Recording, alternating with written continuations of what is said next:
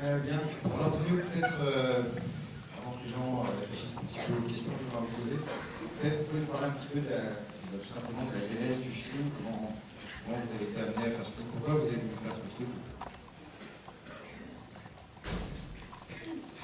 La primera vez que escuché oír de la novela fue a Sergio Sánchez, el guionista de Orfanato del Imposible. C'est Sergio Sánchez, le scénariste de L'Orphelinat et de Impossible, qui m'a parlé pour la première fois du roman de Patrick Ness. Realmente cuando leí la novela me llamó la atención, tenía muchas cosas en común con temas del orfanato y de lo imposible. Et lorsque j'ai lu le livre, ce roman avait énormément de points communs avec les deux films que j'avais précédemment réalisés, L'Orphelinat et Impossible. Era una historia muy emocionante, cualquier persona que lea el libro es muy emocionante, pero a la vez era una fantasía que trataba el mundo de la infancia con mucha seriedad. C'était un livre très intéressant et surtout imbibé de fantastique et qui présentait l'univers de l'enfance avec énormément de sérieux. Me gustaba mucho que la propia historia era una metáfora del hecho de contar historias. Et j'aimais la métaphore du fait de narrer des histoires. De alguna manera, el proceso de contar una historia es el de buscar la verdad y expresarla, y eso me hacía mucha gracia como era el centro del argumento de la novela. Pour un scénariste, il s'agit pour un réalisateur, il s'agit de la quête de la vérité afin de raconter une histoire.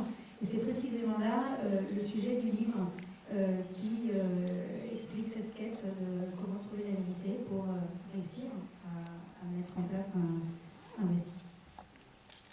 Les aspects de l'enfance qui sont très récurrents dans votre œuvre, c'est ce rapport à l'enfance que vous avez, et l'interprétation que vous avez à nous donner de ce regard très particulier que vous avez sur l'enfance.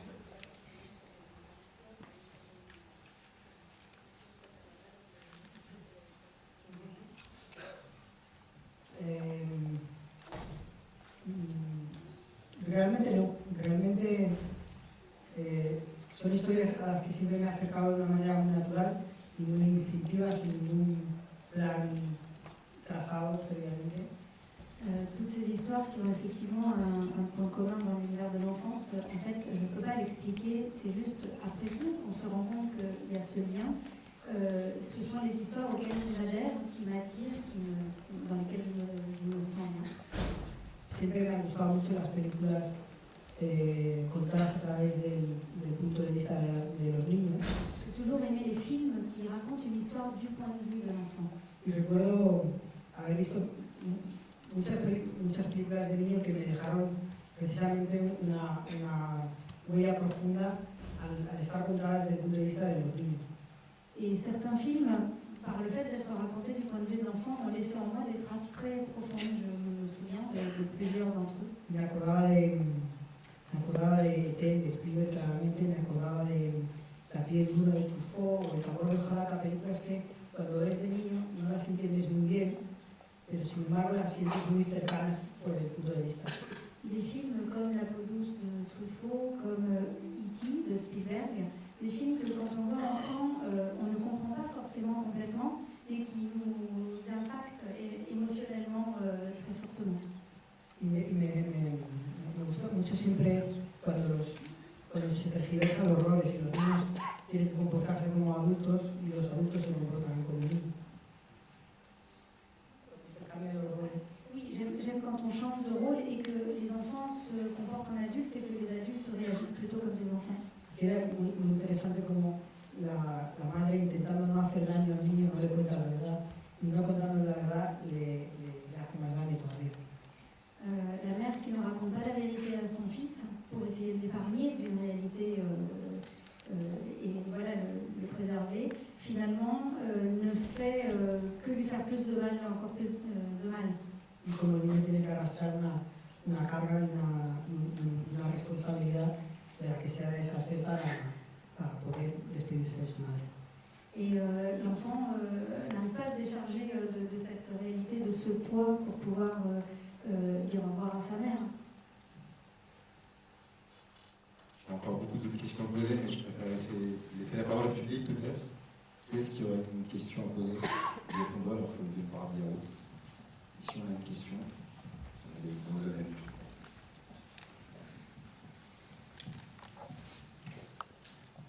Bonjour, déjà bravo pour votre film que j'aime beaucoup. Je voulais savoir comment vous avez travaillé la phase où ça passe le film réel ou la phase d'animation. Et du coup, est-ce que vous avez réalisé aussi ces séquences d'animation? Comment on passe au réel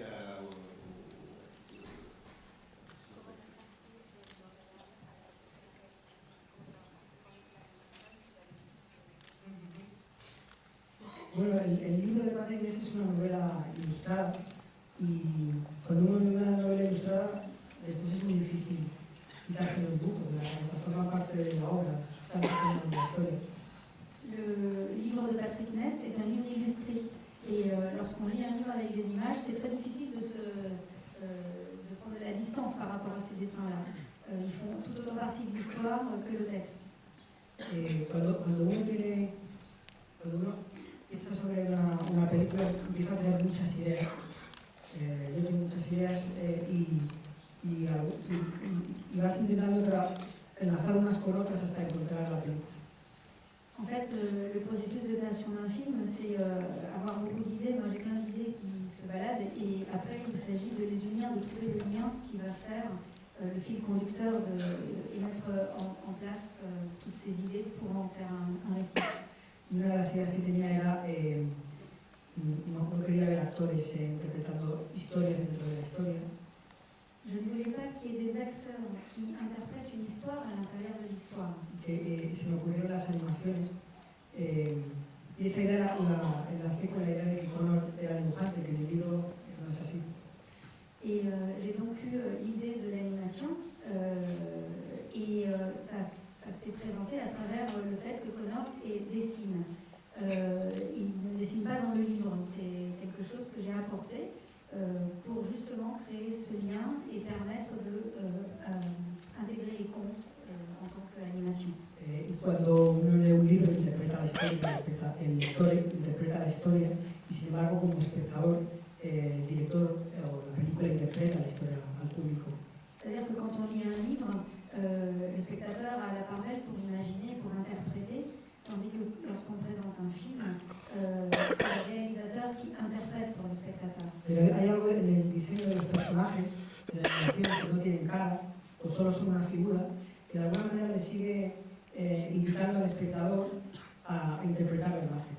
Mais là, par le biais de l'illustration, de l'animation, les personnages qui n'ont pas de visage, justement, invitent le spectateur à faire un travail d'imaginaire. La primera imagen de la animación es una pantalla en negro y la voz del monstruo preguntando al niño qué ves. Les premières images de l'animation, c'est un écran noir avec une voix off du monstre qui dit à l'enfant que vois-tu, et ça invite le spectateur à imaginer lui-même. Y a partir de ahí hay una imagen de luz, que la luz se convierte en agua, el agua en una acuarela y eso empieza a formar formas que forman figuras. Et donc la lumière, l'eau, l'aquarelle, des formes, des figures et des personnages. Y esas figuras, esa pintura recuerda a las ilustraciones del libro, no me he encontrado un puente con Jim Kay. Et ces peintures que vous voyez rappellent beaucoup les illustrations de Jim Kay qui a fait l'illustration du livre de Patrick Ness.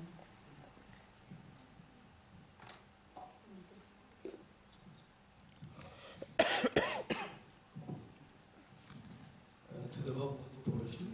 Fantastica Pellicula. Je voulais savoir comment on tourne avec un enfant qui a exactement l'âge auquel peuvent arriver ce genre d'événements, pas forcément une maladie d'une mère, mais peut arriver des tas de drames à cet âge-là. Donc comment vous avez tourné avec cet acteur? Où est-ce que vous l'avez trouvé? Parce qu'il est quand même plutôt fort pour son âge. Donc voilà.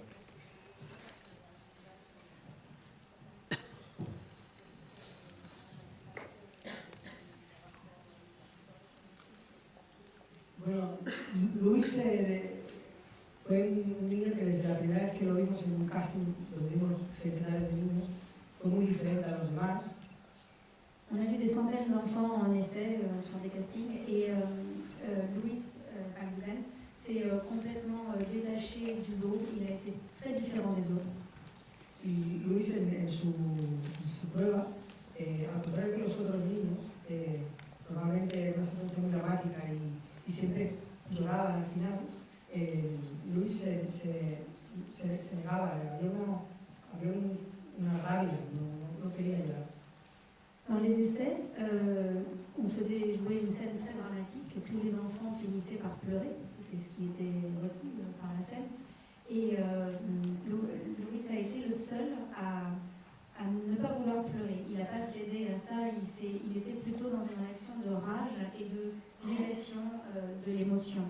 Me parece que era muy interesante llevar el personaje, en la historia del personaje Connor, como deriva el no saber llevar sus emociones a la rabia, y un poco estaba haciendo lo mismo Luis en la prueba.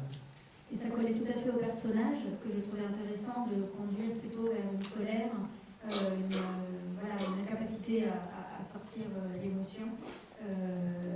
La prestation de Luis était absolument coïncidente avec ce que j'attendais du personnage. Y a mí me pareció desde el principio que era muy especial. Luego, a mí me gusta mucho trabajar con los niños porque los niños están siempre abiertos a experimentar y a jugar. J'adore travailler avec les enfants, ils sont toujours ouverts à expérimenter, à jouer, à tenter, ils sont curieux. Y a mí me gusta mucho también jugar con los actores, a intentar que las cosas pasen de verdad delante de la cámara. Et j'aime jouer avec les comédiens, à essayer que les choses prennent forme en fait devant la caméra. Por ejemplo, la última escena, cuando el niño entra en su habitación, Luis no sabía qué había detrás de esa puerta. Je n'ai pas mentionné, Luis, quand il rentre à la dernière scène à l'hôpital, il n'est pas au courant. C'est-à-dire que je ne lui ai pas donné à lire cette page du scénario. Donc, j'ai un peu joué avec lui dans ce sens-là, où il ne sait pas à quoi s'attendre. Incluso arranqué la página del guión y le pedí a todo el equipo que nadie le contara qué había detrás de esa puerta. Y recuerdo que pasábamos, de vez en cuando pasábamos por delante de la puerta y yo siempre me decía, Luis, ahí es donde rodamos el final de la película. Voilà, c'est devenu une plaisanterie sur le plateau, c'est là c'est la chambre où on va pas jusqu'à la fin du film. Et en fait, j'avais arraché la page du scénario et j'avais surtout demandé à toute l'équipe de ne pas lui dire ce qu'il y avait derrière pour garder l'authenticité. Y esa escena finalmente se rodó el último día de rodaje y la cámara estaba allí preparada y me gusta mucho arrancar esos momentos de interpretación que son muy espontáneos y muy orgánicos, nada preparados. On a tourné cette scène le dernier jour de tournage et la caméra était déjà installée quand il a poussé la porte et j'aime bien tenter d'arracher comme ça des petits moments authentiques, spontanés, de fraîcheur, des moments qui deviennent très organiques en fin de compte.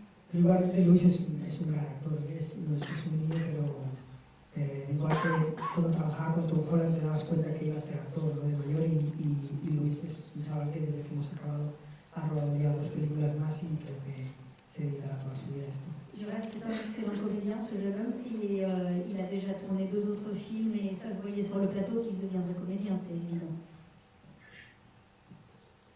Une question là-bas. Gracias, buenas noches. Bueno, mi pregunta, primero que nada Bonsoir, excusez-moi, vous pouvez la poser en français pour que tout le monde comprenne dans la salle? vous pouvez faire la traduction. En français, d'accord. Désolée. Je Je fais la question. D'accord. Merci. Bon, primero que nada, muchas gracias por la película, realmente me ha emocionado. Y bueno, la pregunta es en cuanto a la dirección, pero frente a los niños, ¿no? Quisiera saber si hay alguna diferencia, no sé si técnica, frente a trabajar dirigiendo un niño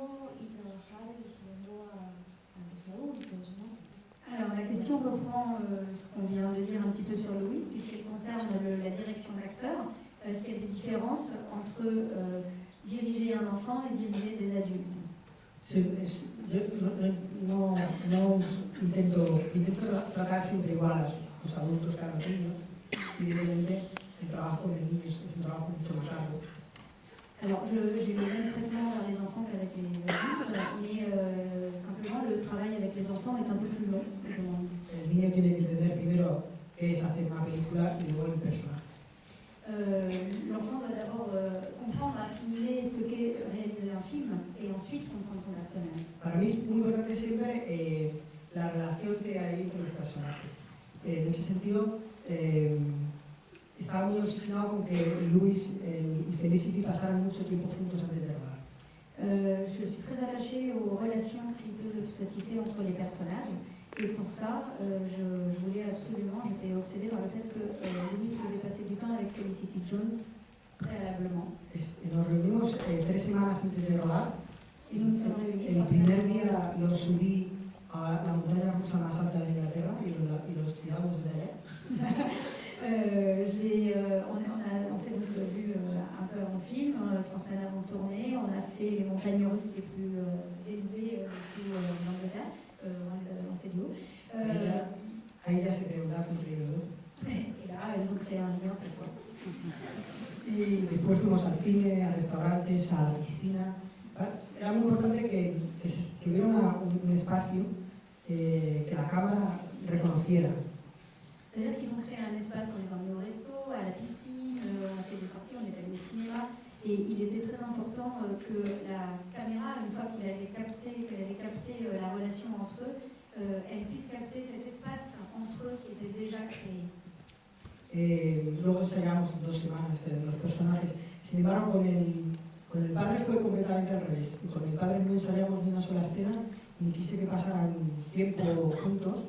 Y de hecho, la primera escena que están sentados el uno enfrente del otro es prácticamente de las primeras veces que hablan entre ellos dos. Et c'était tout le contraire avec le personnage du père. C'est-à-dire qu'ils ne se sont pas rencontrés avant, qu'ils ne se connaissaient pratiquement pas. Et que, oui, j'ai évité tout dialogue et finalement, ils se sont pratiquement rencontrés le jour de tournage de la scène où ils se retrouvent tous les deux au resto. Y con cada personaje estableces un plan, ¿no? Para poder trabajar ese espacio que creo que es muy importante antes de rodar. Voilà, c'est la méthode avec chaque personnage, créer cet espace de travail spécifique pour créer des relations. Une question. Une question ensuite. Alors, la plupart des films pour enfants sont plutôt Excusez-moi, joyeux. vous allez prendre le micro. On vous entend, mais je ne vous vois pas. Bonjour. Très beau film. La plupart des films pour enfants sont en général plutôt joyeux. Et ce film-là, il fait plutôt chialer. Je voulais savoir qu'est-ce que vous pouvez dire aux parents pour les convaincre et venir voir ce film avec leurs enfants.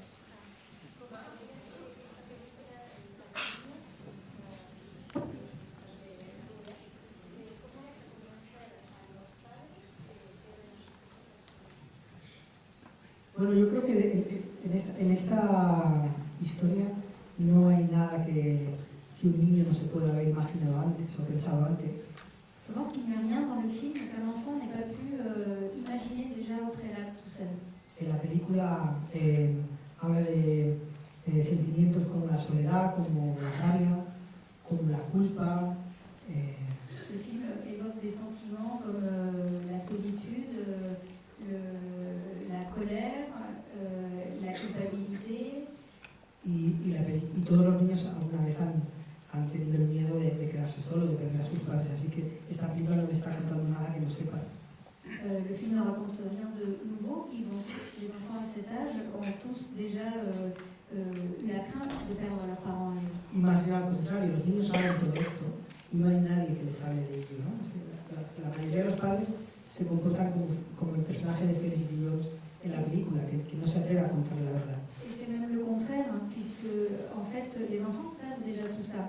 Par contre, il y a peu de familles qui abordent ce genre de sujet et les parents ont l'habitude de plutôt adopter l'attitude de Felicity Jones qui ne dit pas la vérité et ne parle pas clairement à son enfant. La idea de Siobhan Rao, que era la autora que tuvo la idea de escribir esta historia, era escribir una historia que ayudara a los niños a entender la pérdida, a procesar la pérdida. Siobhan Rao, qui est à l'origine de l'histoire, qui n'a pas pu écrire l'histoire, mais qui est un auteur pour enfants, avait eu l'envie, a voulu écrire cette histoire pour conduire les enfants, pour les accompagner et les aider à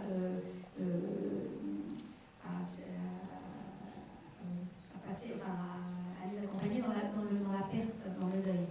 Siobhan era una escritora para niños y ella quiso escribir ese libro porque ella misma enfermó de cáncer.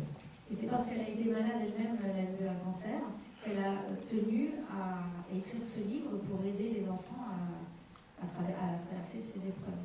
Ella no pudo acabar el libro, lo escribió finalmente Patrick Ness, pero en la semilla de este libro es una historia para niños utilizando la fantasía, un lenguaje accesible, para que los niños puedan entenderlo. Et si elle ne l'a pas écrit, elle est décédée entre-temps, et c'est Patrick Ness qui a récupéré l'idée de base, et on a fait un livre en utilisant le recours du fantastique, qui est un moyen très accessible pour les enfants d'arriver à ces propos. Creo que los niños es el público original para esta película, y creo que esta película lo que les ayuda es utilizando un lenguaje que entienden a entender emociones complejas que viven cada día. Et en fait, ce film permet aux enfants de comprendre les émotions intenses qu'ils vivent au quotidien et s'adresse particulièrement aux enfants, de ce fait. Une question par ici, le jeune homme là-bas. Bonsoir. D'abord, bravo. Je voulais savoir par rapport à Patrick Ness, qui est donc l'auteur du roman et qui est scénariste du film, comment s'était passée votre relation avec lui, notamment sur les changements que vous avez dû vouloir effectuer par rapport à l'œuvre d'origine.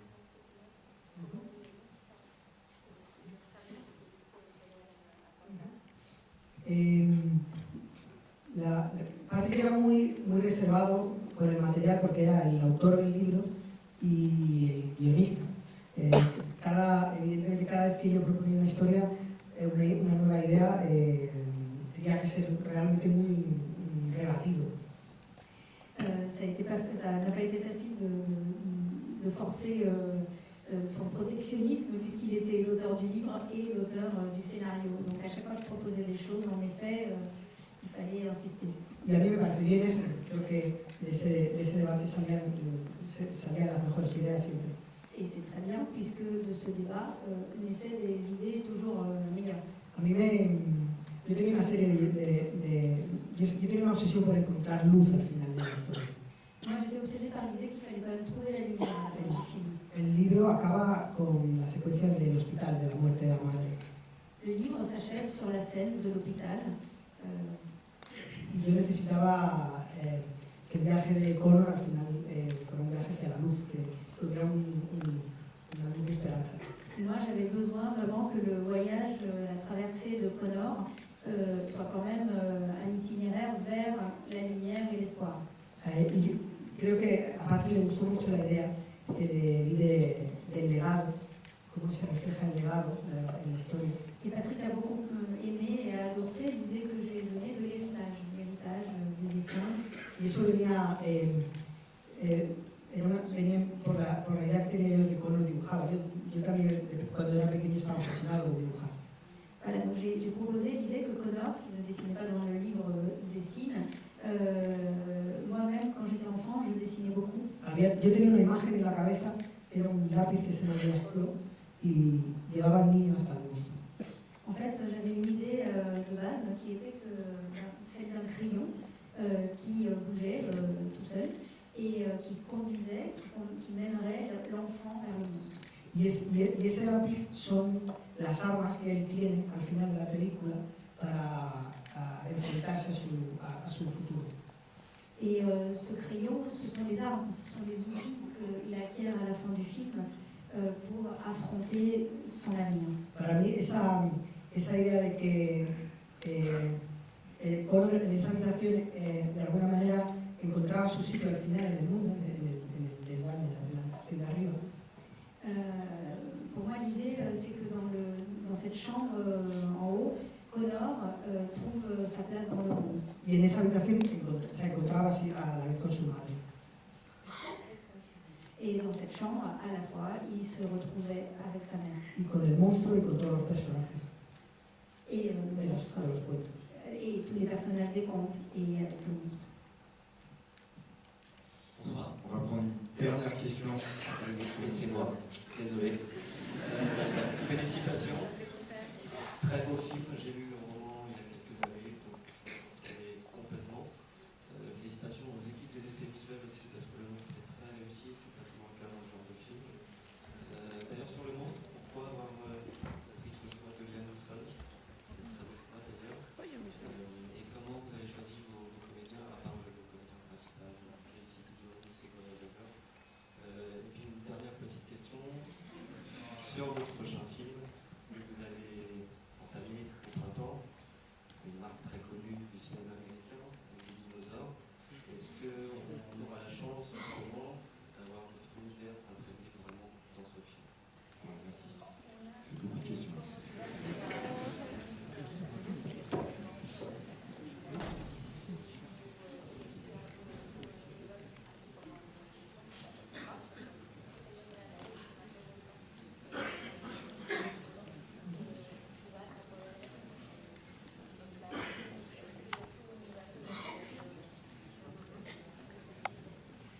Bueno, el monstruo está muy inspirado en la leyenda del hombre verde, que es una tradición céltica irlandesa. Le monstre est inspiré d'une légende irlandaise, celtique, qui est l'homme vert. Le monstre, c'est l'arbre vert, l'homme vert. Y nos pusimos a pensar qué actor podría tener el peso, transmitir la sabiduría, tener la voz y que fuera irlandés, y ahí no había mucho nombre donde elegir. On a cherché parmi les acteurs irlandais avec de la carrure, de la prestance, une voix sublime. Enfin bref, le choix a été un peu réduit, on est tombé sur la Ahí estaba por encima de todos, estaba Liam Neeson, y claro, se lo pedimos, y la sorpresa es que dijo que sí inmediatamente. Ce qui nous a surpris, c'est qu'il accepte immédiatement. Nunca había hecho motion capture, yo tampoco. Il n'avait jamais fait de la motion capture, et moi non plus. Fue una experiencia. Une sacrée expérience. Nos costó 2 días acostumbrarnos al pijama este. On a mis 2 jours à s'habituer au pyjama. Que es lo menos glamoroso que puedes hacer cuando piensas que vas a trabajar con Liam Neeson y le ves en ese pijama. Il n'y a pas moins de glamour quand on imagine qu'on va travailler avec Liam Neeson et qu'on le voit en pyjama atroce. Pero fue muy interesante al final el rodaje del motion capture, porque es una experiencia muy curiosa. Ça a été très fructueux en fait cette expérience, parce que c'est une expérience un peu curieuse quand même. No hay decorado, no hay vestuario, no hay props. Pas de décor, pas de costume, pas d'accessoires. Era un poco como Dogville, como rodar Dogville. C'était le tournage de Dogville en fait. Pero fue muy interesante. C'est très intéressant.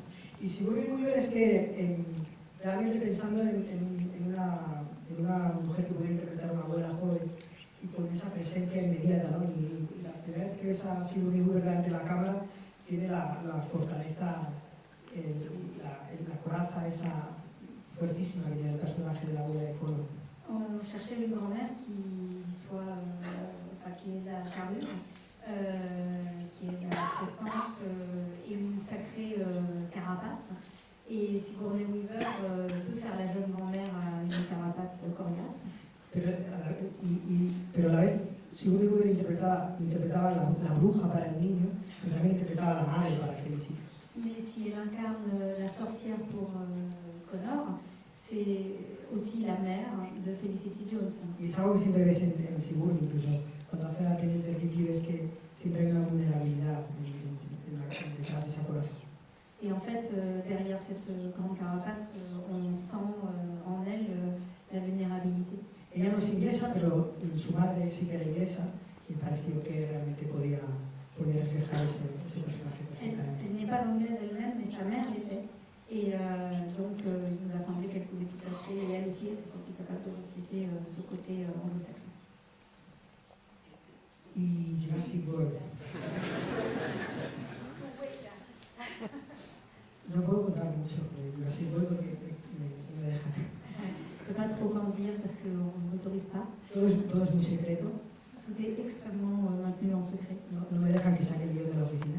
Je ne peux même pas partir du bureau avec le scénario. Pero yo creo que, a ver, cuando uno le ofrecen hacer Jurassic World, se lo ofrece Steven Spielberg y es muy difícil decirle que no a Steven Spielberg.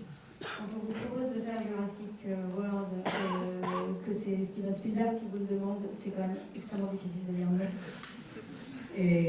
No le dije que no, de hecho. Je ne lui ai pas dit non. Y evidentemente cuando uno se pone a trabajar con Jurassic, es consciente de que es la criatura de Steven, que es su bebé. Mais quand on travaille pour Jurassic, on est bien conscient quand même, on ne perd pas le nord, c'est pas notre créature, c'est le bébé de Spielberg. Yo no me voy a llevar a su bebé, no lo voy a raptar, no lo voy a hacer mío. Je ne vais pas enlever son enfant, je vais lui laisser, je ne vais pas l'adopter. Pero lo voy a cuidar de la mejor manera posible, del máximo cuidado. Mais je vais en prendre soin et de la meilleure façon possible. Yo creo que la película me escogieron a mí porque les gustaba mucho, a Steven le gustaba mucho Lo Imposible y a Colin le gustaba mucho El Orfanato. Yo creo que había una intención de ser un poco más oscuros en esta segunda parte. En fait, Steven Spielberg était assez fan de The Impossible et l'autre producteur, Colin lui était assez fan de l'orphelinat. Donc à eux deux, ils se sont dit que je pourrais peut-être apporter une patte un peu plus sombre. Et c'est ce qu'ils recherchent que j'arrive avec Manorcel. Creo que es una película que va a apostar un poquito por el terror también, como apostaba el primer Jurassic Park. On va essayer de faire un peu plus le pari de l'horreur, comme le premier Jurassic Park. Y yo estoy encantado de que sea un poquito más oscura también. Et je suis absolument ravie que ça puisse être un petit peu plus sombre. We